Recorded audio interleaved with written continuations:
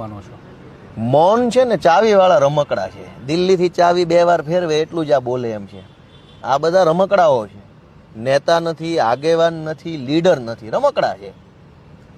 પશ્ચિમ બંગાળમાં બળાત્કાર થાય ને દિલ્હીથી અમિત શાહ 4 વખત ચાવીને વળ ચડાવે એટલે બધા રમકડા ટે ટે ટે ટે ટે ટે બોલવા માંડે, ઝંડા બંડા લઈને નીકળી જાય ગુજરાતમાં. આ આખી ભાજપની ટોળકી જેટલી ચાવી ભરી હોય એટલું ટે ટે ટે ટે કરે. ગુજરાતમાં બળાત્કાર થાય તો એકેય ભાજપ વાળો નથી બોલતો. પશ્ચિમ બંગાળ સુધી એમને દેખાય છે, એમની દીર્ઘદ્રષ્ટિ છે.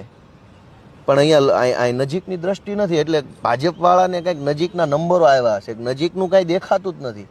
યુક્રેનમાં શું ચાલે છે, પાકિસ્તાનમાં શું ચાલે, એ બધું અહીં દેખાય છે.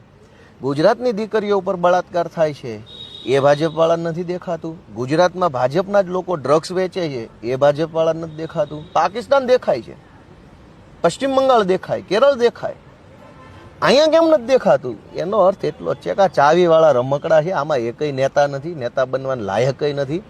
પણ બધું અહીંસોમાં હાલે છે, જીતે છે, સરકારોમાં આવે છે, મંત્રી બને છે, એ બધું નજર સામે છે, એ વાસ્તવિકતા છે. પણ મૂળમાં આ બધા રમકડાઓ છે. ચાવી ભરશે દિલ્હી વાળો તો બોલશે.